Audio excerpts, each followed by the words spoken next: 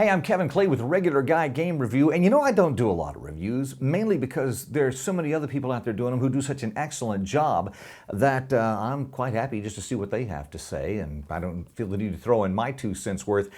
This is a bit of an exception, though, the Daedalus Sentence. I don't even know if I'm saying that right. As of this point, I've only found one video review, and that was from Tom Vassell. Now, let me tell you, I love Tom, but I think on this, he was hyper-critical of the game, and for a lot of reasons that I just flat don't agree with. So I would recommend, if you hadn't watched his video yet on this, go ahead and watch it, because you're going to get 2 totally different viewpoints, and that'll probably help you decide whether or not this is the game for you. First of all, though, if you've watching the video, you probably already know a little bit about the game. You've got some guys in this space prison, and they're trying to escape and avoid the evil minotaurs and other things. Tom's first criticism was the box size. Look at this box. And I think, to quote him, that's an actual quote. Now, that's when kind of set little alarm bells going off for me. I'm like, wait a minute, anybody gets that upset about a box size? And it seemed like that kind of colored everything else from that point in the review. The box size doesn't bother me. In fact, it kind of surprised me to hear him say that, because I've heard him talk about another game that he really liked a while back. It's Starfleet Captains. And if you'll notice, this is a little bit taller, but Starfleet Captains is a little wider. We get them up like that. So, box size, and of course, I'm a big fan of Shadows of Brimstone. And, to really enjoy it, you get not only this box, but another box this big. And then you got to add the Frontier Town and the Caverns of Cinder and Tradera and all those other little boxes. And so I thought that was kind of strange to hear him getting that upset. Angry, it looked like, over the size of the box. And then he talked about, the size of the board. The board didn't need to be that big. Well, I beg to differ. I'm one of these guys, War of the Rings has a big board. You might notice I've got kind of a big table here.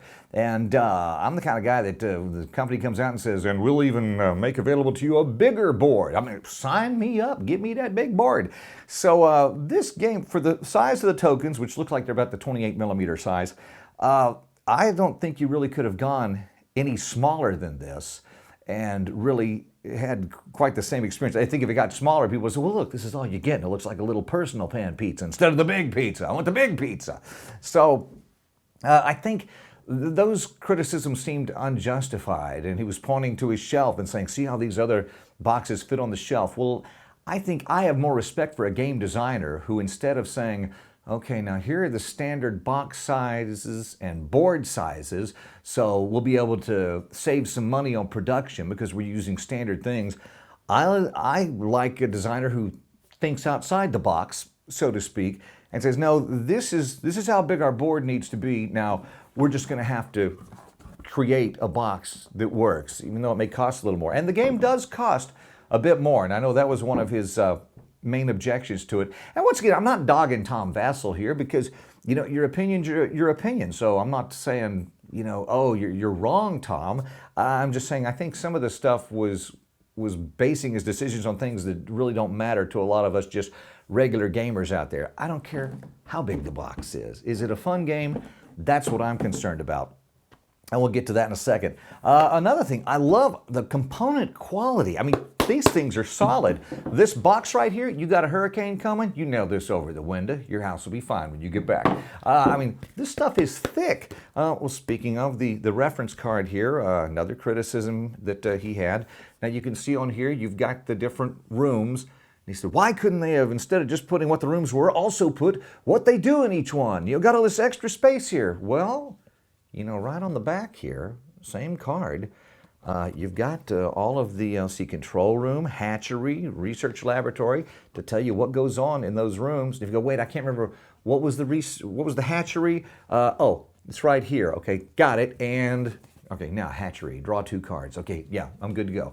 So, like I say, a lot of these things just seem kind of nitpicky. And I don't know who peed in Tom's chili that day, but he was obviously upset about something, and it just seemed like too much to be just about this game. That I got to tell you, I really respect the designers of this for coming up with something kind of different. Well, or did they? He also said there's another game that has a round board, so this isn't anything new.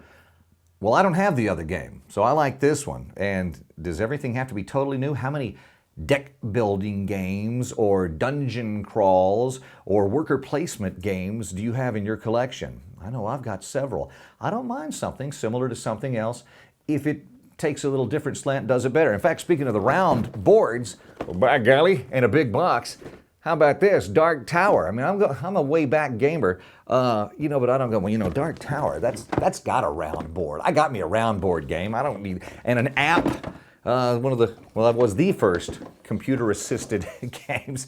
So just showing, plus, the kind of games I like things that are a bit different, things that are kind of quirky. And yes, I've got Mage Knight and Dawn of the Zeds. I don't mind the harder games, but this one, like I say, I'm really happy with it. And speaking of hard and all that, another criticism he had was the manual, that you've got your rules, and at the back, you have all these rules to make it more difficult, which is very easy to do what I did. I ignore the difficult part. I think life is hard enough. But he said in his reviews, and you're reading through the rules and they keep mentioning all this, references to the difficult rules. Well, actually, they don't. There's one little section here, says difficulty enhancer, see page 17. I don't find that just incredibly intrusive or invasive into the text here. So, as I said, I don't know if he just had somebody cut him off in traffic right before he did the review or what, but a lot of this just seemed very nitpicky and a bit vehement, beyond the pale. So let's talk about the game itself. I think it's a fantastic solo game. I should have said that to start with. Now, he did say that he had a problem with the way the turns went, that everybody can just kind of go when they want. But to me, that's a real cooperative game. You have these little cubes here. You can keep track of your actions. On a solo play, it's 8 actions, and then, oops, there's one less cube. And then when you have more players, I think with 2, each gets 5. And that's good that you can kind of swap out and say, okay, I'm going to go here and do this, and then you can go and do that. And personally, though, I like the way it plays as a solo game. I could see that with more players, it might get more difficult because it's one of those games that everybody has to make it out. Like Zombicide. You ever get that one player that wants to go and stand on the spawn point, and then everybody else is at the helicopter or the exit point, and that one guy now, oh, I'm trapped, help me. And you got to go back and save his butt. If you're solo, you don't have to worry about that. But I could see, depending on who you're playing this with, that could really affect, like any cooperative game, how enjoyable it is. But now let's talk about the gameplay itself. Basically, your goal, you've got a guy, this is my guy, Clay, oddly enough, and his goal is to get out of this prison. I will say that I thought the rule book was kind of unclear in a couple of spots. The rules state that you can't explore tiles in the adjacent ring to where you are, and they also mention that on the prison level, there are walls between all of these areas, so you can't move this way, something, and I can't go this way, and I can't go either way. My, that was a short game.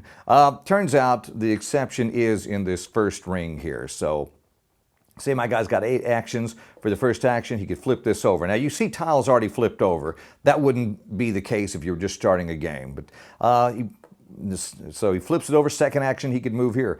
Third action, he's in a research room. This is a great place to draw cards. Now, these cards come in handy.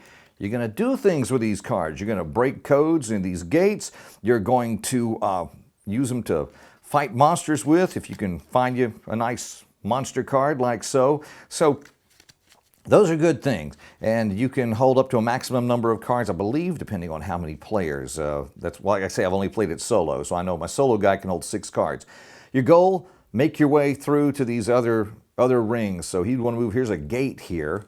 And you'll see on here a 2. Does that look like it's been chewed up by a dog? I don't, got to be careful. There's worse critters than minotaurs running around here. But anyway, so yeah, that was, we've had discussions about that now. But anyway, so you go here, it has a 2. What does that mean? Well, you're going to play, let me shuffle these up a little bit. I'm going to put 2 cards down. And you see I've got a red card and a blue card. I also have a 2 and a 1. Let me move that back so I can see a little bit here. Maybe I should put these closer in. You wouldn't put them on the board normally. But anyway, so what this means is now when I go through my hand of cards, I'm going to need to look, and I can either match the color to break this thing. I can say, okay, well, here's a red card.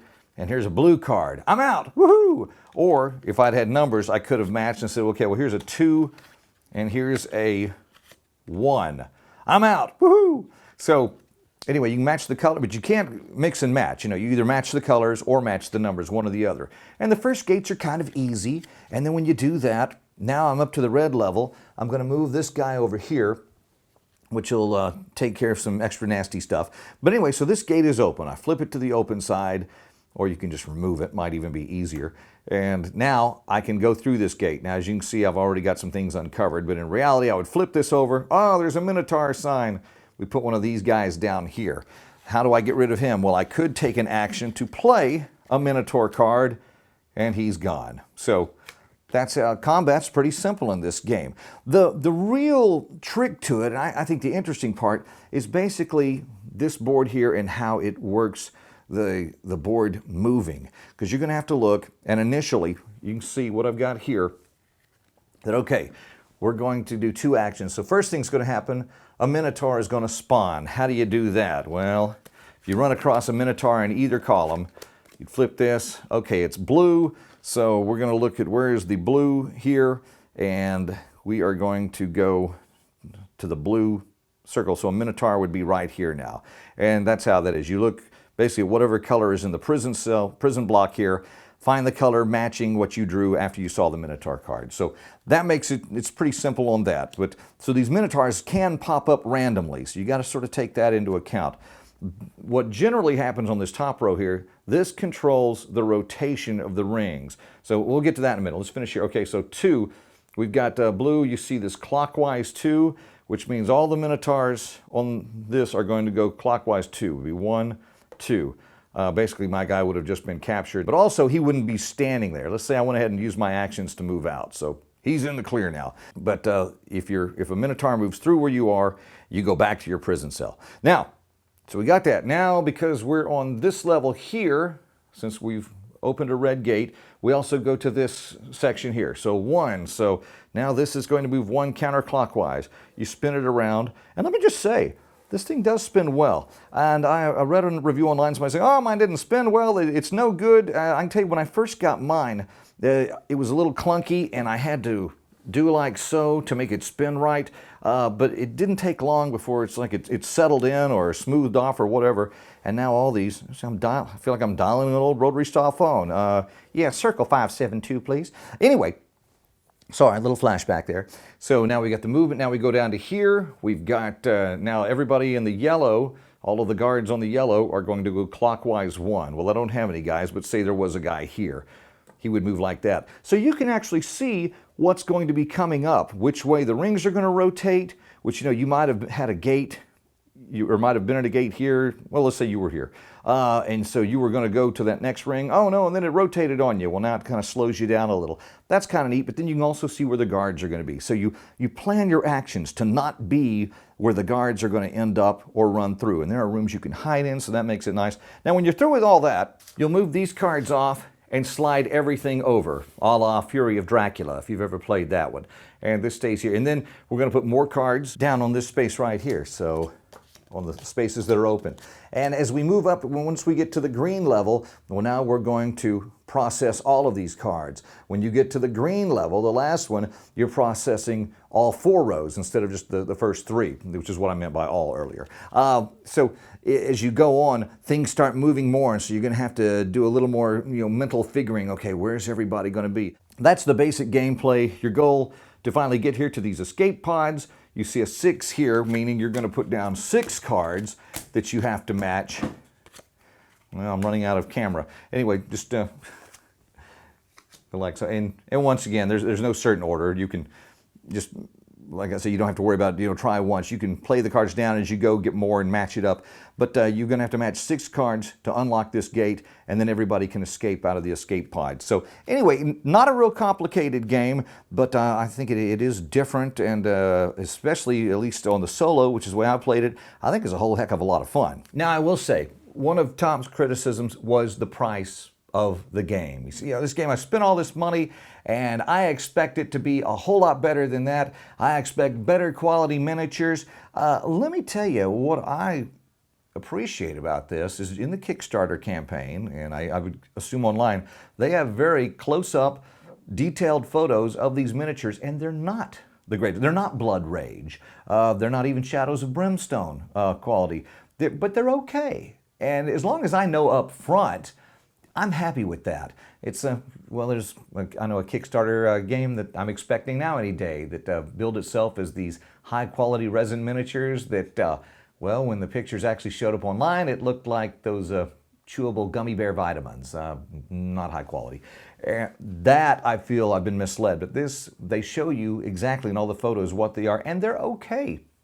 I haven't painted these yet, but I probably will get around to it. So the miniatures are okay. They're not, it's not a miniatures game, so you have to know that. So if you just absolutely have to have super detailed, cool miniatures, well, this isn't for you. But getting back to Tom's criticism of the price point, $100 or $150, whatever it is online, of course, you know how that is manufacturer suggested retail price. Nobody pays it. But I could see that, yeah, if you were going to choose between this and maybe some other game that you've really been wanting that was only, you know, $70 or $80 or less, yeah, this may not be for you. Me, I like the different, you know, the different feel of this compared to the other games that I have so many of. But I don't have something that does this where the puzzles move around and then you're working and trying to, you know, unlock the codes and work together to do that. And I like that. And I realize that to make a board like this, because there isn't a pattern already out there for a big round board, that's going to cost a producer extra money, especially if it isn't a big, huge run like Fantasy Flights and these other guys do. You're also going to have to pay more to get a box made to fit that board. That's just the way it is in the real business world. And so if you don't think that's worth it, I'm not going to argue with you on that, because only you know what gives games value to you. And so if you're looking at this going, no, that's just not worth $100. I'm right there with you, buddy. I've got games that I feel exactly the same way about.